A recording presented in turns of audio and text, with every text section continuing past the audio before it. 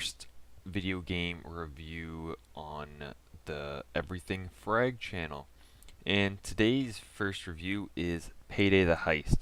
I really wanted to do this one in anticipation mainly for Payday the Heist 2 because I'm looking forward to that game so much, and just I thought it would be good to kind of show what Payday the Heist is actually about.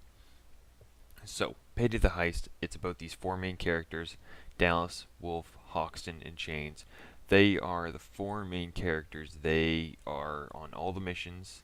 They do all the stuff. You play as one of them, and computers can play the other, or you can play with friends. One of the good things about this game that I would like to note right from the start is it is an amazing first-person shooter with a great co-op aspect that actually makes you play as a team, because if you guys don't actually work together, you can be screwed like so badly that you will not be able to even continue. Like, you will be playing a map, let's say Diamond Heist. You're playing Diamond Heist. I'll talk about the maps later, but I'm just gonna mention this one for now. Diamond Heist, it's a bank one. You gotta steal the precious diamonds in the vault. In Diamond Heist, if you notify the guards and the guards see you, you start getting waves of guys coming at you, and it just makes it more hard to do, right? So, when you're playing and you have these guys come at you, and you get downed, you have to have your teammates near you to help you get back up. But if you were to have your teammate by you originally, you were less likely to go down because you have more people to fight them off and more people to help protect you, to kill more guys faster than you normally would by yourself. Alright, now onto the maps. Alright, there are several maps for this game.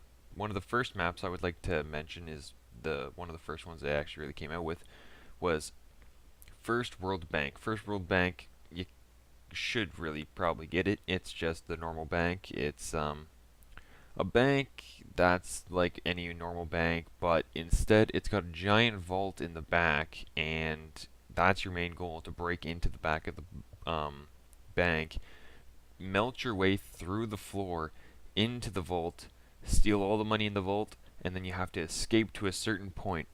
That is pretty much the objective of every game. Break in, steal whatever object you need. Diamond Heist, you would steal precious jewelry and diamonds.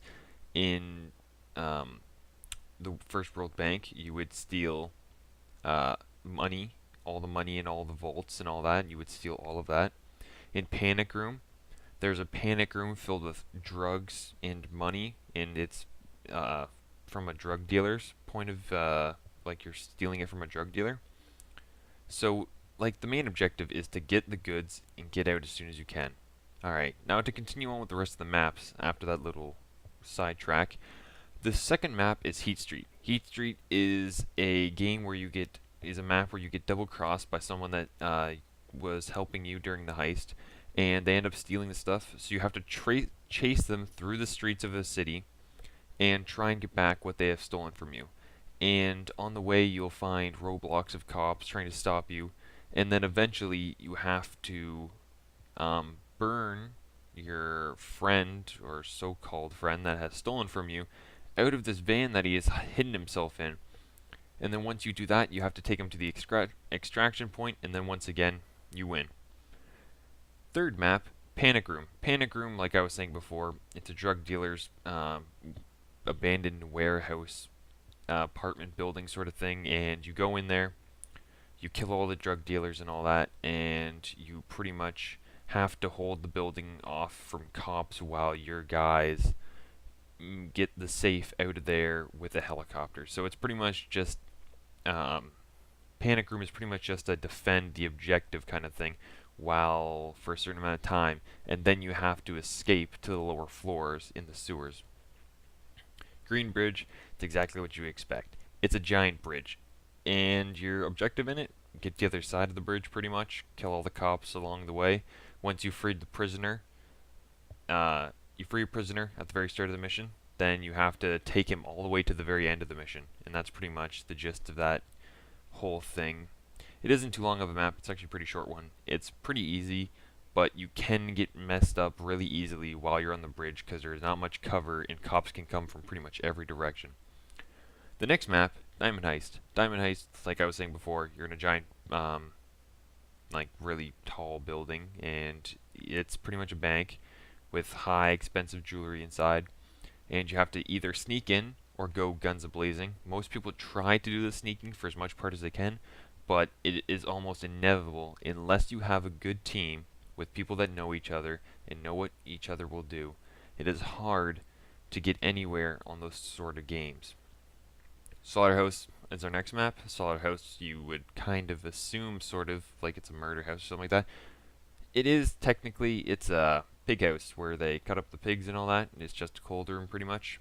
The mission is you ram a bank car and you steal the contents of the bank car, and then you have a big fight in there in the slaughterhouse. Then you go back to like a cargo area, you fight out there for a couple minutes, and then you continue on. Second last map, Counterfeit.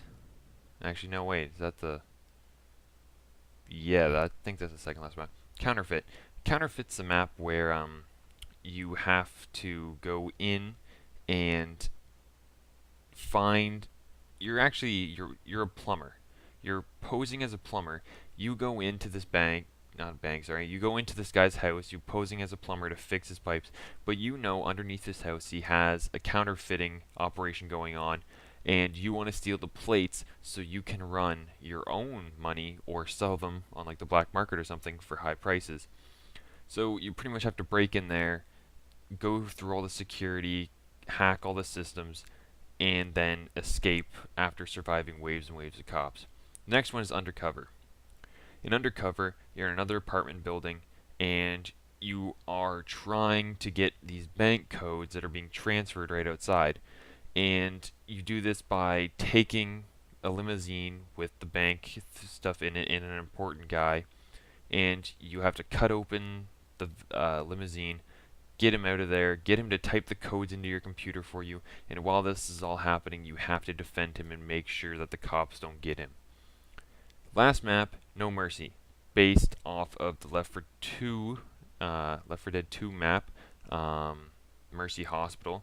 You pretty much gotta go in to the hospital, find the infected person in there, and get a sample of his blood, because apparently it's really, really expensive and everyone wants it for some reason.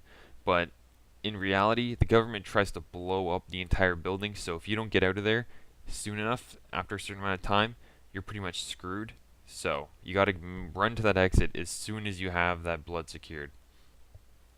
So that's pretty much all the maps. And the maps themselves are actually really well laid out. Like, the maps are very well put together, are very dynamic, and have lots of different ways to get attacked, to attack, and to help support your teammates and get good cover. One other aspect I want to talk about is multiplayer. Multiplayer is the basis of this game pretty much. You can play single player, but the bots are not that amazing. I prefer to play multiplayer myself, and multiplayer in this game, it is actually really good. As long as you have a good team of people who actually know what they're doing, multiplayer can be a lot of fun, and you can be addicted for almost hours and hours on end. You play in a 4-man squad, and you pretty much just got to complete all the heists on all the different maps. That's pretty much the gist of multiplayer, but single player in this game, it is good if you're just starting out and you kind of want to get a feel for the game. I would suggest not jumping straight into multiplayer, but that is up to you. Gameplay. The gameplay for this, I would have to say, is amazing. I love the gameplay, very addictive. You could play it hours and hours on end. I just loved the game. It was amazing. I've heard so many good things from people. One of the things that I loved about the gameplay was you finally get to play as the bad guy. And what kind of game do you actually get praised for shooting cops and get experience for? Not many. Like, you in most games are the good guy defending against the bad guys, trying to save the day. In this game, it swaps it around, and you are the bad guy now, trying to complete the heist and get yourself ahead in the world and knock the world back a little bit by killing swarms and swarms and swarms of cops that just seem to like never end. It seems like half the population of every city is cops. It seems like a mandatory job almost. Um, all right.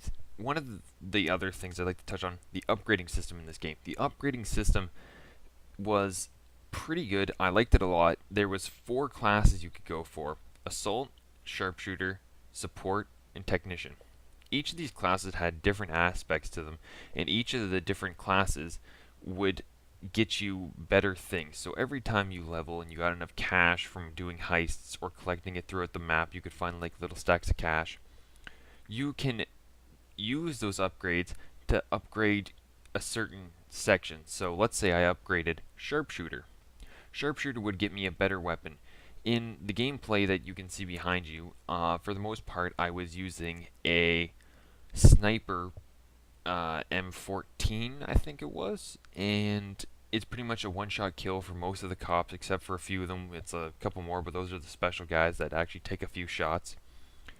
But upgrading, that was a gun that took me actually quite a while to get. Like, it took, I think, maybe almost 20 levels to get that gun. But along the way, while you're leveling, you get like other stuff like accuracy bonus, damage bonus to certain guns that are in that profession.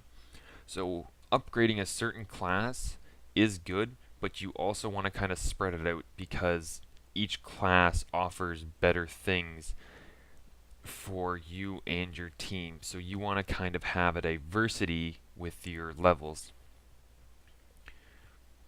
I find that most FPSs, the common element, are very carefully played into a certain rhythm. This game, like most people just take it for granted, but this game sounds amazing. I don't know, this is what I would say. When I heard about this game for the first time, I thought it was amazing. I'm like, oh, I should probably get this game. But lots of people said it was really bad, they didn't like it. But the thing is, they said that they didn't like it for many reasons that I liked it myself. One of the cool things about this game is they have an amazing health and ammo balance. Most games are just like throw the ammo at you and just like here, here, here, here, here, have some ammo, have as much ammo as you want, have as much health as you want, just take it and run with it, just do whatever you want. This game has one of the best ammo balances I've ever seen. You start with your maxed ammo, you can upgrade, like I said before, and get extended mags at the beginning, but you have to conserve your ammo, like, because you start off with such a limited amount. Unless your team brings in ammo bags, it's pretty hard to get ammo. The only way other than that to get ammo is off cops, but they drop very minuscule amounts of ammo, like 3 or 4 bullets per one of your guns per dead cop. So it doesn't really add up, especially when you're in an assault and you can't just run out or else you'll be shot down and you'll go down. And your health is very good too because they give you a shield that helps protect against the sun bullets, and then all of a sudden, once your shield's gone, your health will start dropping crazily. So that shield, once it's gone, you want to get to cover. Without it, you are pretty much a goner. You cannot make it without your shield. That's another thing I really liked about that.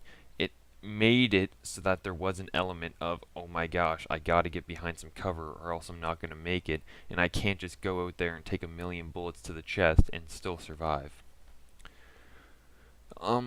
One other thing I wanted to touch on quick before this thing is over is the cops. There's a bunch of different cops in this game. We have taser cops, which will stun you, and one of your teammates will have to come save you, or you can shoot him yourself, but the thing is you cannot reload. So if you miss a certain amount of times, which you will miss reoccurringly with tasers when they're tasing you, it is hard to get them down and to stop tasing you. 1 or 2 bullets to them won't even stop them. It's going to take a few more than that to get them to stop tasing you. So it's always good to have another person there for that reason.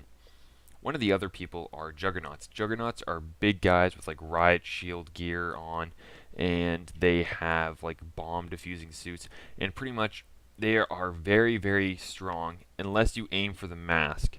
And once you break the mask, they are now vulnerable in the face, so you want to shoot through the broken mask, and that is one of their only weaknesses. Unless you want to waste all of your ammo on one guy, I suggest aiming for the mask. Try to get as much damage as you can to that, and that will probably get you pretty far with it.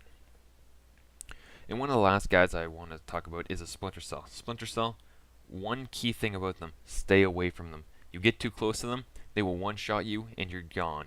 That's pretty much it. Game over for you.